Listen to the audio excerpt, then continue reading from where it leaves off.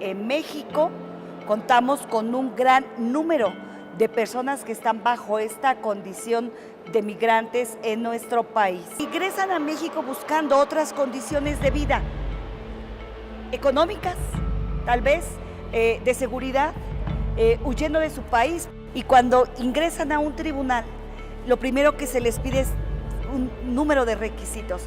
Y es aquí donde el papel del juez es fundamental, para efecto de que él pueda poner otras condiciones que el migrante va a cumplir y que desde luego es creer en ellos y no realizar una doble estigmatización, porque ellos ya no podemos olvidar que por la simple condición de migrantes corresponden ya a un grupo vulnerable.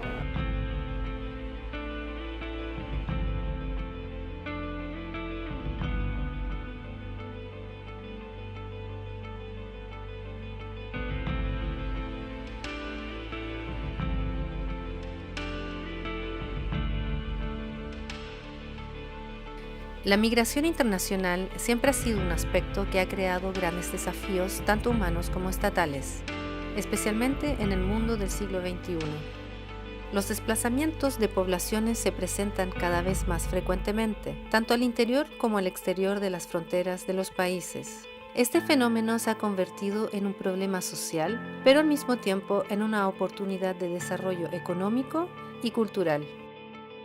Algunos factores importantes a considerar que llevan a migrar son la pobreza, la falta de trabajo digno, exclusión social, situación política o económica, guerra, persecución, violaciones de los derechos humanos, conflictos armados, homofobia, xenofobia, degradación del medio ambiente, entre otras razones.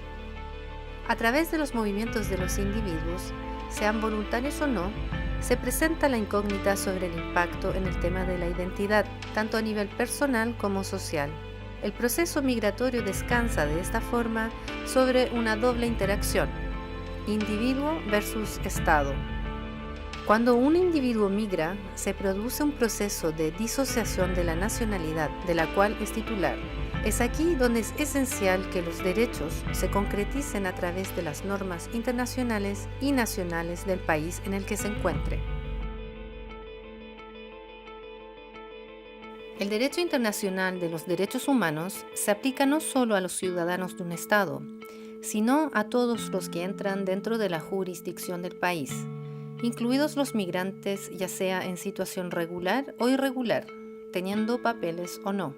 Todas las personas presentes en el territorio, sin excepción, disfrutan de sus derechos fundamentales como todos los demás, por el solo hecho de ser humano.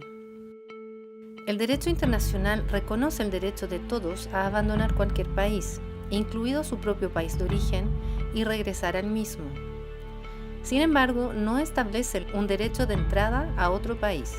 El derecho internacional prohíbe a los estados a deportar a una persona a un país donde corra el riesgo de sufrir tortura, violaciones graves de derechos humanos o persecución por las razones dadas en la Convención sobre el Estatuto de los Refugiados, adoptada en Ginebra en 1951, y su protocolo de 1967. A pesar de los límites de diversas leyes nacionales, deberá aplicarse el derecho humano fundamental en diferentes situaciones que involucren a los migrantes. El marco jurídico y normativo que atañe a los desplazamientos humanos no se encontrará en un solo tratado o mecanismo jurídico. Existe una amplia lista de convenciones, tratados, protocolos, acuerdos bilaterales y principios consuetudinarios internacionales y nacionales que regulan los desplazamientos humanos voluntarios e involuntarios.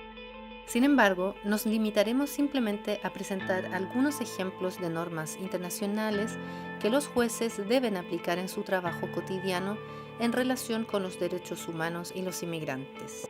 Esto significa que a los siguientes grupos vulnerables de inmigrantes, sus derechos humanos deben primar ante cualquier otra acción del Estado. Tal como definido en el artículo 1 de la Convención, relacionada con el estatus de refugiados de las Naciones Unidas y el Protocolo de 1967.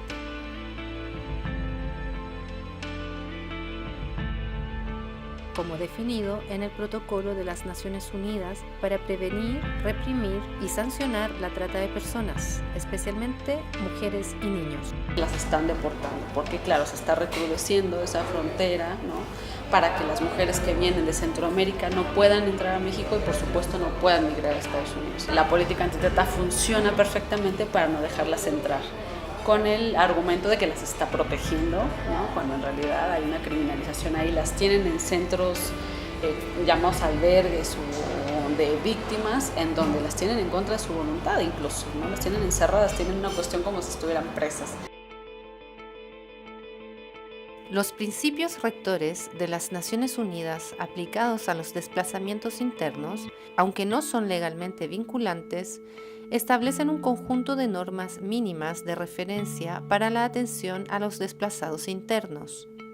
Por ejemplo, en México incluye más de 23.000 afectados por razones de conflictos y violencia, sin nombrar a la población indígena, que es la más afectada por el desplazamiento interno forzado.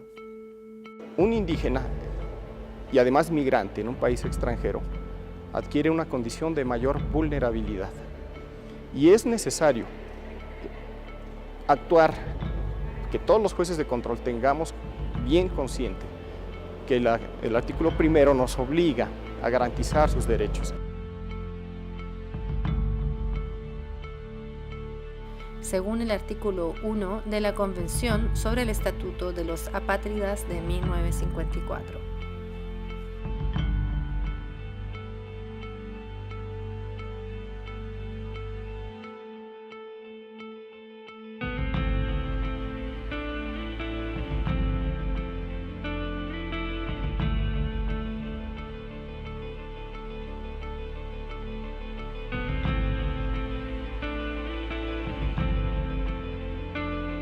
Los actores judiciales deben aplicar sin discriminación los principios del derecho internacional de los derechos humanos a toda persona.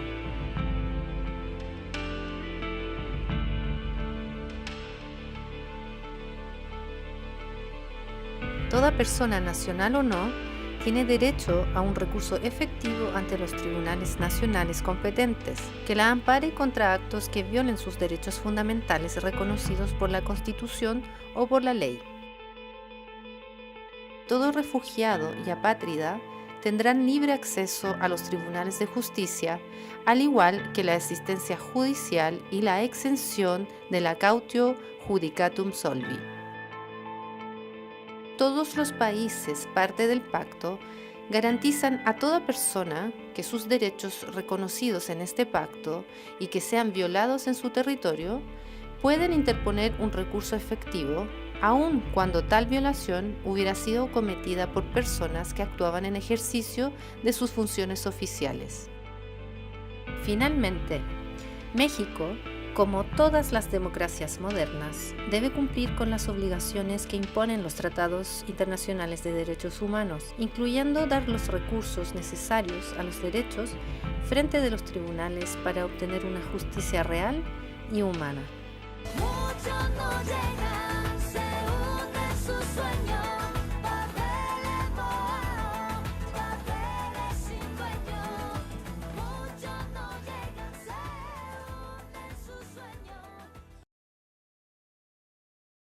Garantes de este